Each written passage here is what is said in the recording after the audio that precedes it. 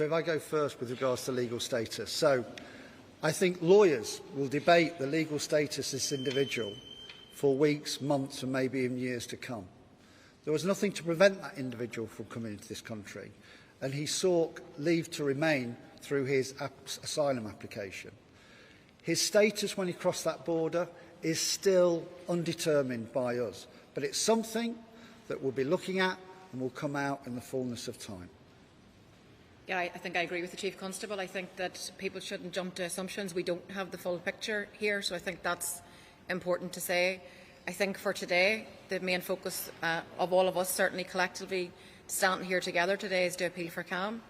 It's also to ensure that we reflect where we know people are, because I think people are feeling fearful, people are feeling angry, people are feeling a bag of emotions about what they have witnessed over the course of yesterday evening and into this morning.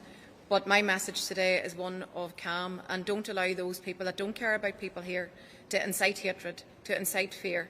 Don't allow those people who are faceless to orchestrate campaigns and on the streets. I think that is something that I would want to underline from today's press conference.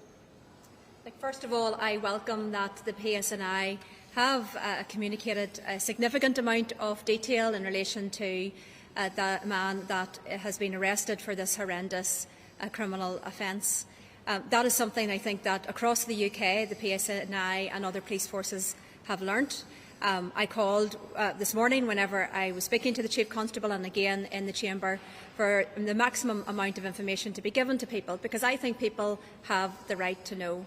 In terms of the information that we have heard thus far, and I accept that there will be more details to come out, but what is clear is that this was a man that went through a number of other safe countries before he came to Northern Ireland. I was on a call just last Wednesday, a UK-wide call on immigration, and I raised both of those key issues. First of all, the issue in relation to the Irish border. We have been aware for some considerable time that there are people coming across the Irish border to claim asylum in Northern Ireland. Those people, very often, we do not know their background, we do not know the routes that they come through, and we do not know if they have any convictions or any history in another jurisdiction. So I raised that issue to the UK Immigration Minister as a concern, and asked once again for action on that, because this is not the first time that I have raised that as well. I also raised the issue of those who come to the United Kingdom and subsequently commit offences, that the UK must be able to deport those individuals much more swiftly than they have done thus far. So both of those issues I raised last Wednesday. But I absolutely agree with others here today that what we need today is calm across Northern Ireland, across our communities. Any kind of disorder only serves to wreck our own communities. It doesn't serve any purpose. But I think importantly, people must know that their legitimate concerns and issues are being listened to. Politics must work for the communities we serve. Communities must feel that the protections that are in place are working to keep them safe. And I think that's why people are worried, that's why people are concerned tonight. And the UK Government, and indeed here at the Assembly, we must listen and we must take action. Well, I think it's very important that we do, as the Chief Constable suggested, and allow this police investigation to take its course. It's very early in that investigation, and there will be further discussions as to how someone came to be here and so on. But irrespective of how they arrived here and what their status was when they were here, what happened last night was horrific and it was unacceptable. And the important thing now is that the police can ensure that all of their focus is on ensuring that this is felt the full force of the law, that it's brought to court and that it's properly litigated in that way. It's important that they are not distracted by other issues in the community, and that's why we're here collectively appealing for calm. We know that people are horrified. We were all horrified. It is a frightening thing to see that unfold online in the way that we did. And of course, if you live in that community or in another community, you will be fearful that the same could happen there. And it is right that we should respond to that. But it is important that in our response, it is about protecting everyone in our community from further harm. And that requires us to do what we have had to do on so many difficult occasions before, to come together, to stay united and to work together as a community to create the kind of safe space that everyone can flourish in, and not to leave people feeling vulnerable. I don't want to see a repeat of this on our streets. I have raised the issue with the Home Office in the past around trafficking, both human trafficking and other trafficking across the border. I've raised it also with Jim O'Callaghan, though it is more for the Home Office to do so. But I recognise that there are challenges when you can travel freely, and what we don't want on either side of the border is to see the common travel area being exploited for ill purposes. We have been clear about that. The important thing, however, now is not to demonise any particular community, any particular group of people, or to put people at risk, because there are many people that I've spoken to already today who are fearful about whether or not they will be safe when they return home, about whether they are safe on public transport and to go about their lives and to go to work and do all the things they normally do. That can't be good either for people who have lived here all their lives or for people who have come to make this their home. So we need to create safe communities where everyone is safe, and that's why we're appealing for calm.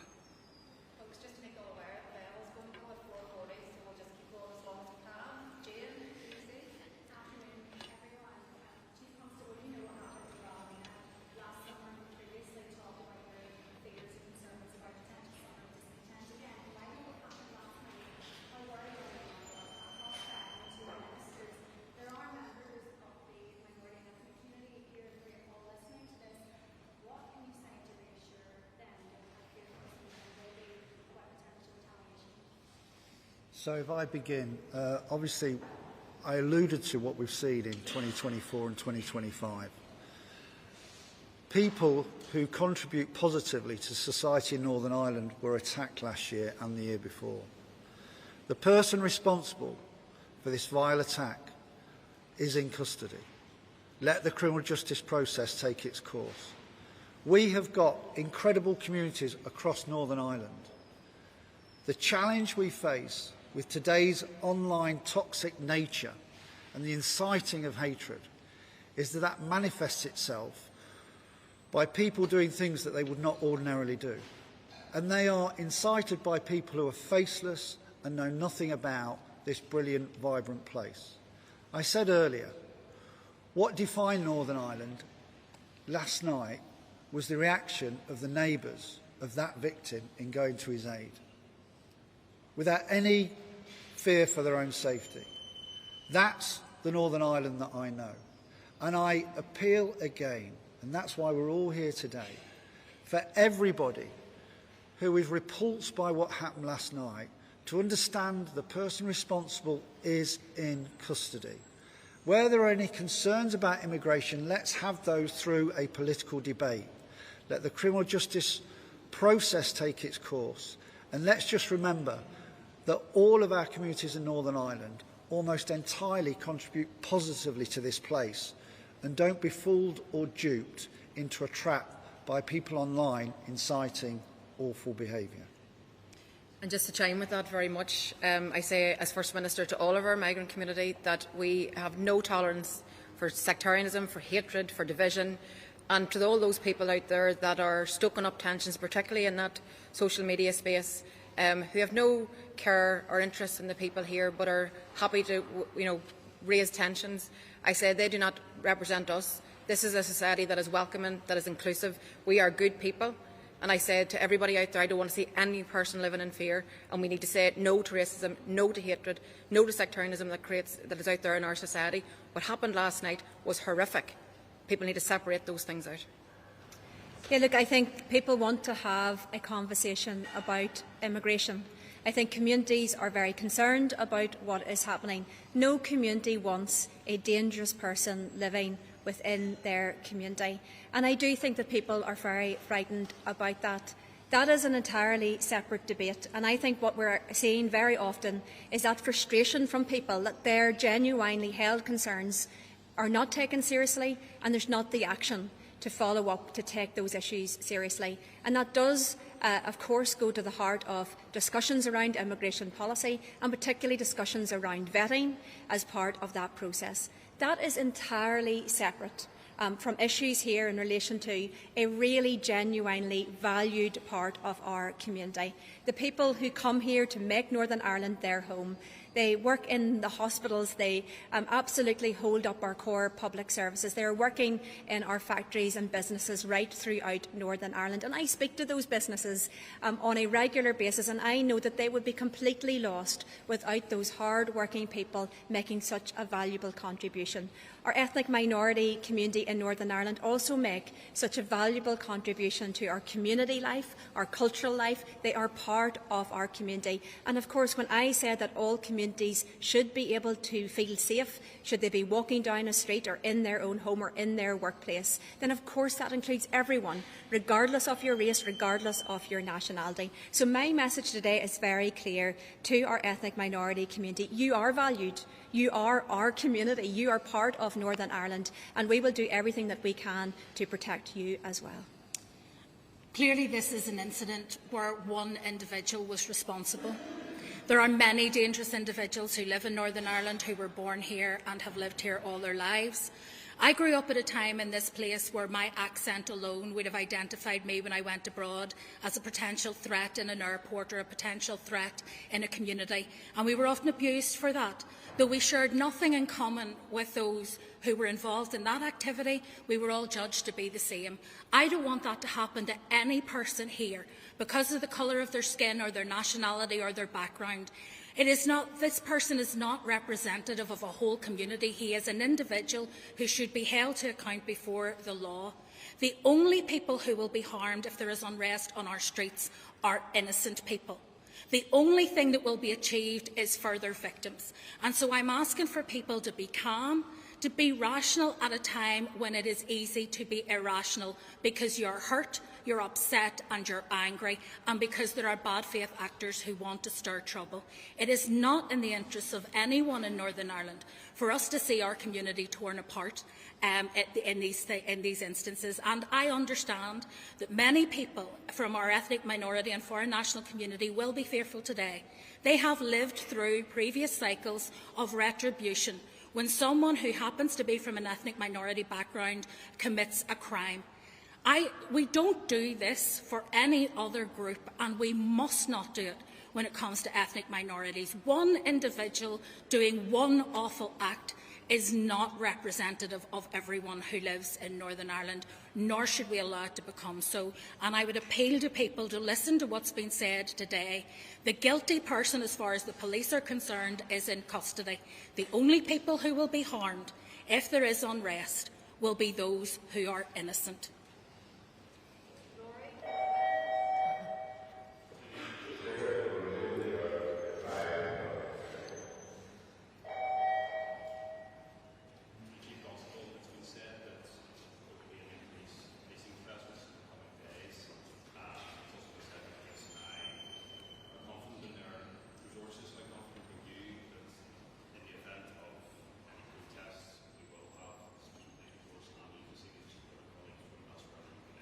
So obviously, it's been alluded to in this press conference around some of the challenges we face in Northern Ireland. We'd already continged for challenges this summer. I was fearful because of what we've seen in the last 2 years that we could see a repetition. And last night's events obviously presents a challenge to us. But by us speaking so clearly now about the negative consequences of anybody doing anything that would result in anybody else being put in any way in danger or facing any harm, I'm hoping that sanity will prevail. And in the last 2 years, we've had so many young people in Northern Ireland whose lives have changed forever because they've gone in the criminal justice system, because we've identified them, we've arrested them, and we've successfully prosecuted them for disorder. Please don't do it. But we have got the resources to deal with this. We have already made contingencies around getting support from elsewhere. This is something that we're used to here. But I again appeal to everybody to please let sanity prevail. Nobody wants to see anything in this incredible place of Northern Ireland other than tranquility and people getting on together. And by the way, Northern Ireland is one of the safest places to live in the United Kingdom. Literally, almost the safest place to live. So let's remember that, and let's show that. And again, let's remember the community spirit here, which was demonstrated very clearly last night by the neighbours of this poor victim.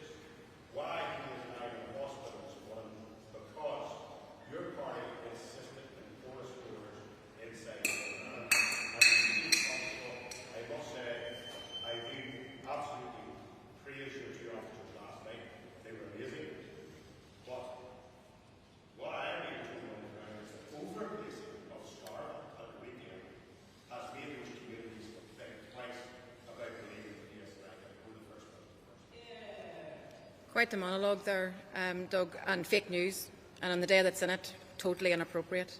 I don't know any country that has open borders.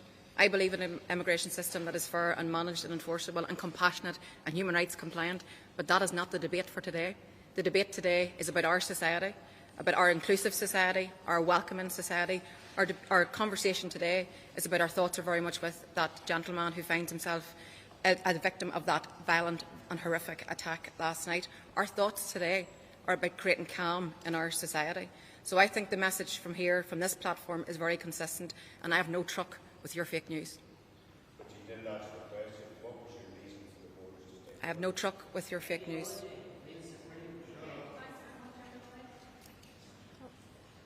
That is? Oh. So, yeah, let me deal with that. Listen, the PSNI is probably the most transparent, open and accountable police service that there is in the United Kingdom. I would argue on the island of Ireland. We policed Scarva at the weekend. There were no arrests, there were no injuries. And I know there's been some public concern about the policing response, and we are meeting with community and political leaders to understand their perspective and to explain ours. And what we've done in recent years is show this organisation for the brilliant, brilliant police service it is. You will all have watched Peelers. I appeal to you to actually think about that. The officers who will be out there tonight, trying to do their best to provide community reassurance, are the officers that you've seen through that television programme. Ordinary people from across the communities in Northern Ireland trying to make this a better place. We're all in this together. And we must not let other people in any way provoke any activity that we do not want in our communities. So Scarva we will deal with, we'll be open, we'll be transparent, and we'll listen to what people have got to say, and we'll learn if we've got things wrong. But that's for another day. Today is about making sure people understand the consequences if they start to commit criminal acts, and understand the necessity to actually sit down together, work together, be together to make this a better place, and not allow that man last night who committed that crime to have any more infamy than he got from that video last night. Do not give it to him. Let's all behave ourselves, and let's think of the family of that poor victim and the victim himself. Thank you.